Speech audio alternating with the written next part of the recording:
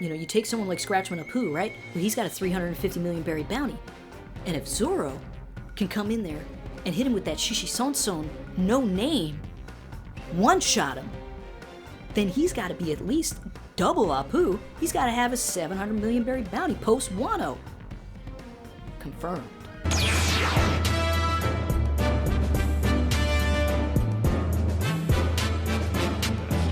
Yes! I can win! I feel great! Oh, snap! The organizers of the failed Fire Festival are feeling the heat. And we're back. One Piece 997 is out. The scan is out. As always, support the Zolo-boys on Sundays. I want to thank each and every person that came to the live stream that I did earlier. That was a suggestion in the comments. Many people suggested, that I should go live and try and connect with everybody. So we did that. And, I was streaming for over an hour, and we had hundreds of people in there. I found out later I was competing with Mr. Morge also for everybody's attention. He was streaming at the same time. But even still, we had a couple thousand people come in and out by the end of it. And it was a lot of fun. We kicked around some theories. You guys got to see a little bit of the behind the scenes and, how things go into the videos. There were some reveals in there. Any of you who've been following me on social media, some of you may know this. If you're just with me here on YouTube, this might be news for you. Which I'll get to later.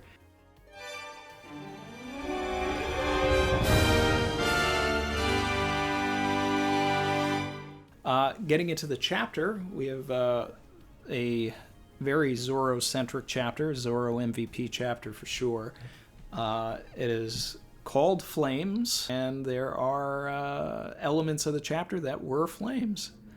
And then there were elements of the chapter that, required F's in the chat. I started the stream by saying, all I want is for Oda to not play my boy Sanji. And, he played my boy Sanji.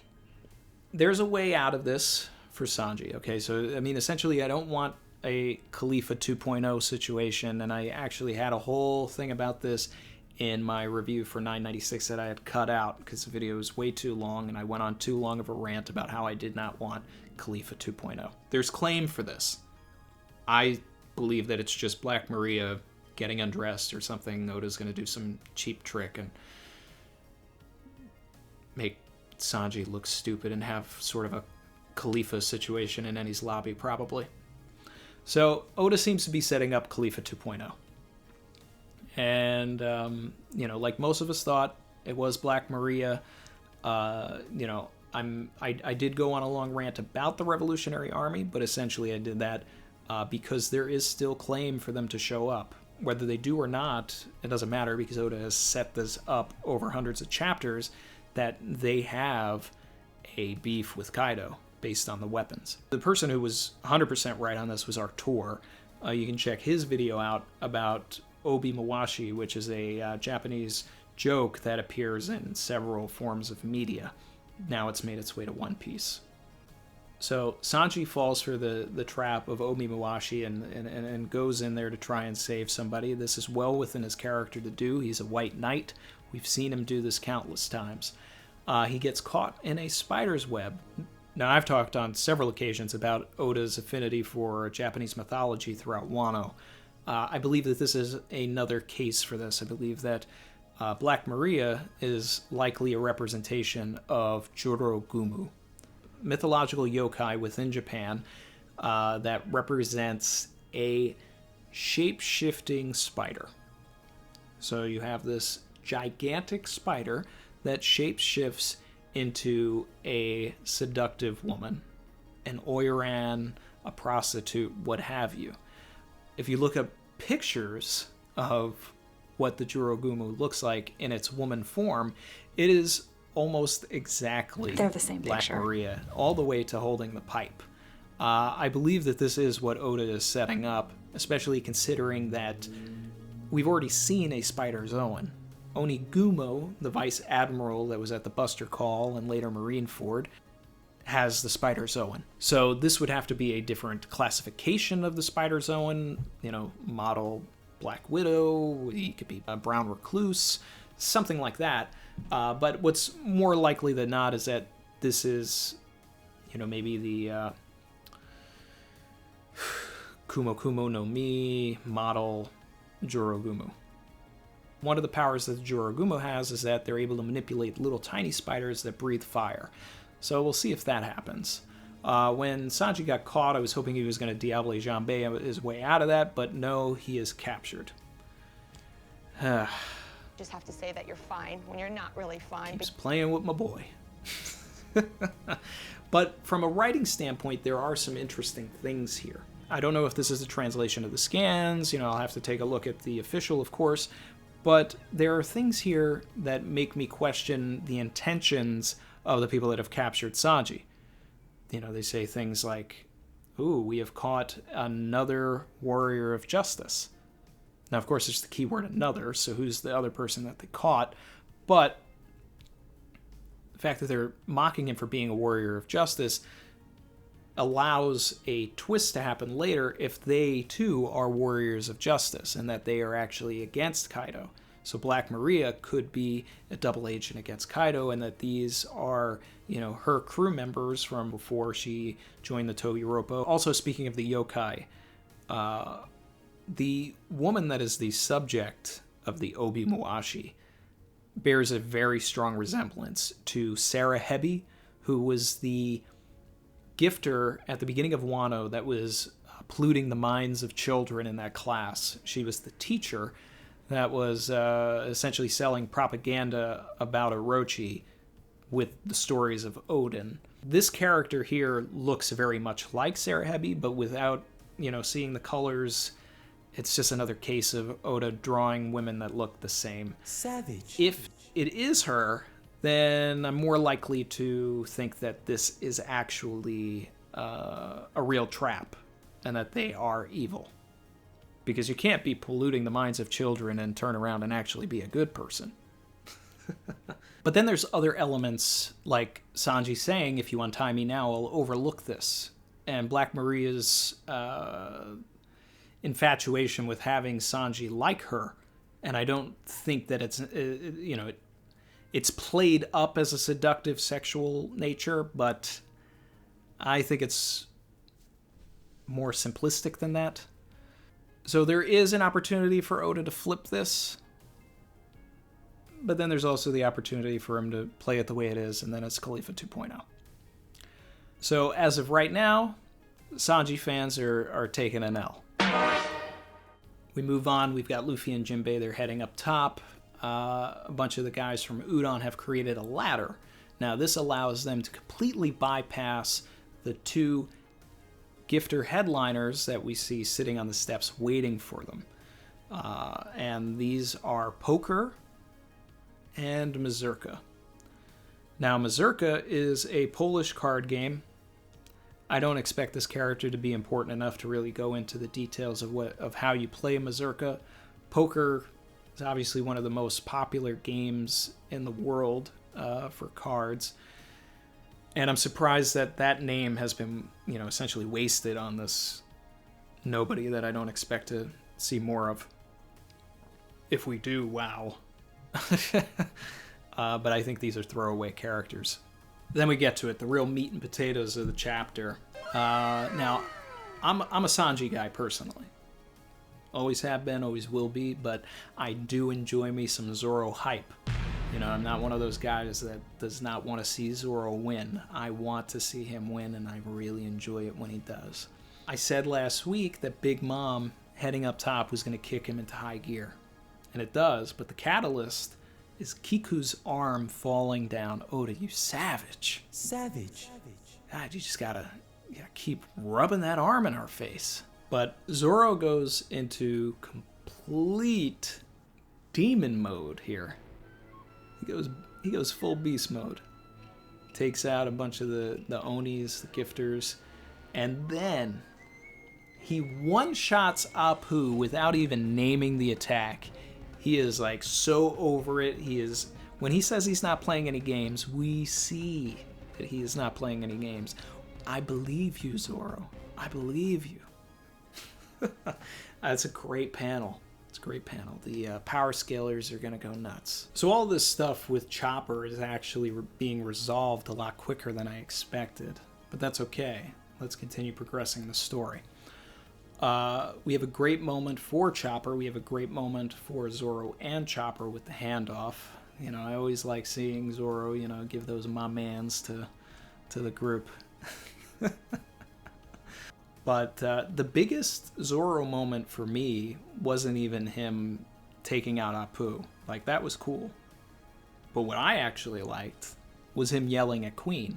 But not before sending a flying slash and cutting his minigun in two. Zoro versus Queen. It happened. Even if there's nothing more, it happened. Him yelling and declaring that, like, he did not come to play any games. He came to take out Kaido. Lets me know that, you know, Zoro will get up there. Zoro's going to put some licks on Kaido. I think that he's going to be the guy that's going to open Oden's scar again, but also adding a new one because, you know, how do you one-up Oden Nitoryu? Zoro Santoryu. That's how you do it. It's going to be the X and then a third piece. Just wait. But that Conqueror's Hockey tease, guys. Like, before I got to the line where Brook is like, wait, was that Conqueror's Hockey? And Zoro's just casually like, you know that wasn't me. I got a little hype. I was like, oh man, we getting it? Conqueror's Hockey? Although I was skeptical about it. You know, because there wasn't like the traditional markers for it anyway. So I got hyped for it, but I was also sort of joking. And then my joke paid off when it was actually a joke. But at the same time, Oda stopped playing our boy and just give it to him because we know he's going to get it. So then Marco shows up, my boy. It's very possible that in 998 onward, we're going to have Marco attempting to get Zoro up top, which is probably going to lead to a confrontation between Marco and King. And then he may have to drop Zoro off at a lower floor and have Zoro, you know, go up on his own. Maybe Zoro is the guy that ends up taking out Poker and Mazurka. Could happen. Then we get this whole earthquake business. We get a bunch of reaction shots. No point really going into the details of all the reaction shots. But when we do get the final panel, which was a ridiculous final panel, I had to take a moment to sort of like absorb it all, breathe it in, take it in. And I've said before that the climax of this arc, like the real, you know, end of it, beating Kaido and all of that, is not going to happen on Onigashima. It's going to happen on Wano. Shit, Negro. That's all you had to say.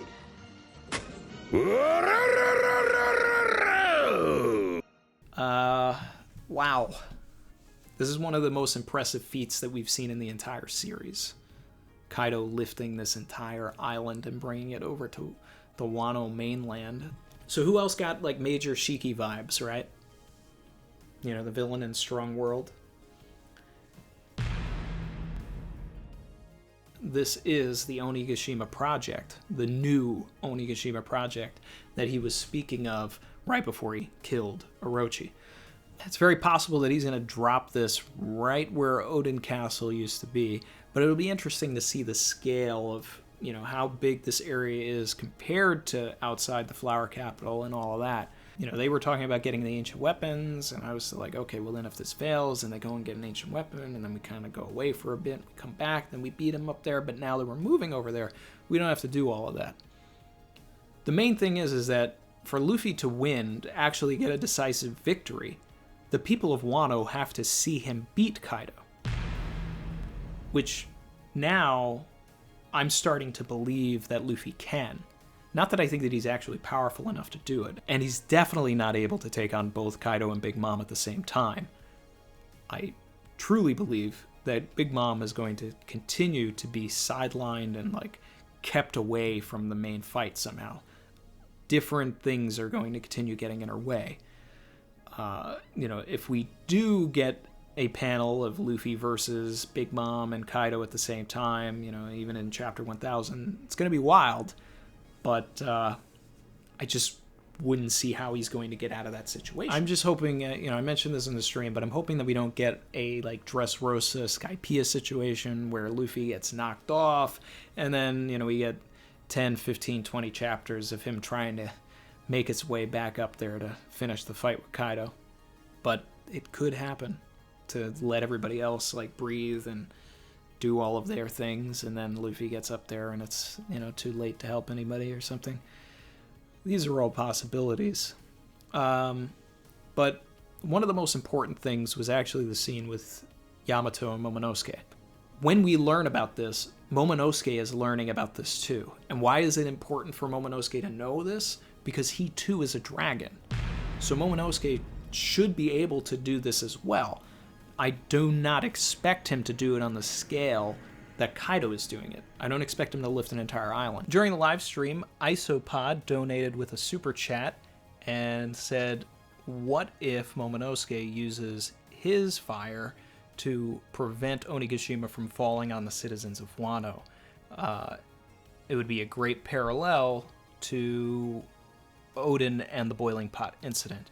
Now, I thought that this was actually a really great idea, although I don't think Momo is that strong or that capable with his dragon powers to do this. I think that this is an awakened level feat that Kaido's pulling off. However, that would be a series-defining Momo moment, and we know that Momo is stronger than we think. There is the potential for Momonosuke to be an ancient weapon based on his control of Zunisha.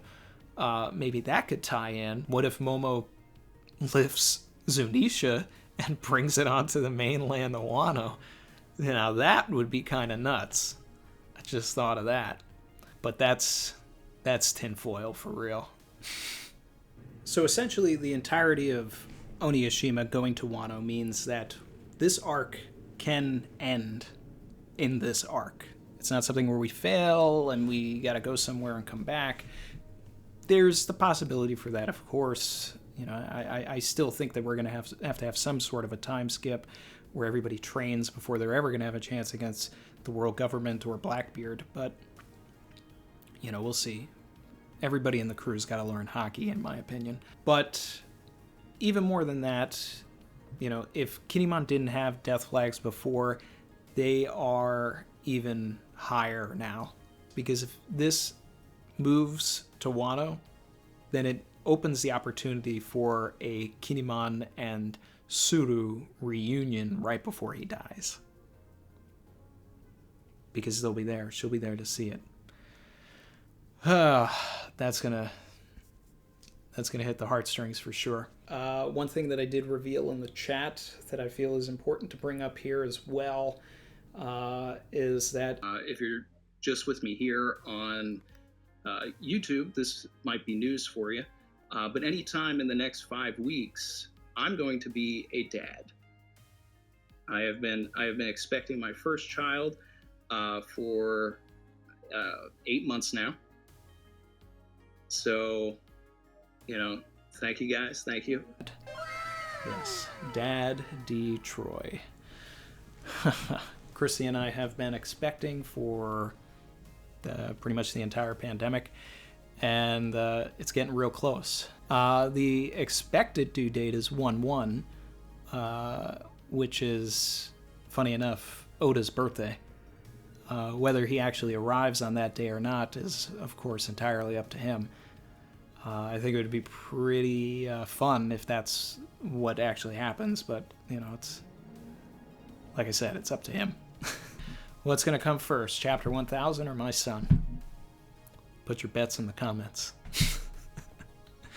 And I just want to let everybody know this information because the first 2 months, my videos, they may be a little delayed, guys, and I just want you guys to know that, as I'm getting used to being a dad. Thank you to everybody in the chat. You guys are great. Yeah. Yeah. Dad D. Troy. My brand new shiny Discord, the Savage Zone, is live. Link is in the description, so come and hang out with us at Grove 31. There it is.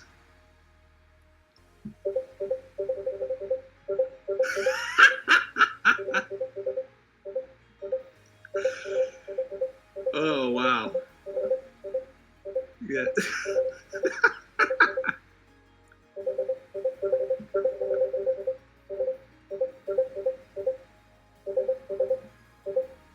Again, I want to thank everybody that participated in the live stream, everybody that's watching right now, everybody that comments and hits like. Every time you hit like, I end up, popping up a little more in the suggested areas, and more people see the videos, and that's cool. Comments also do the same thing.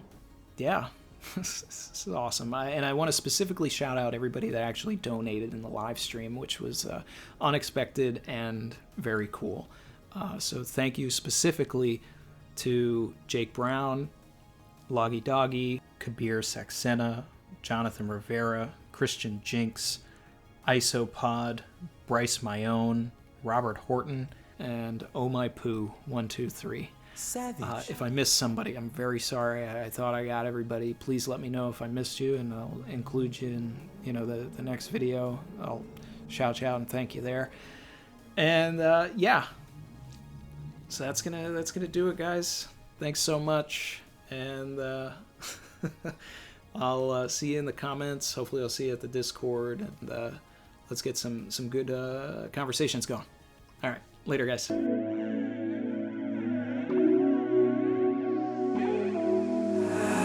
I've been swimming deep, deep. Savage.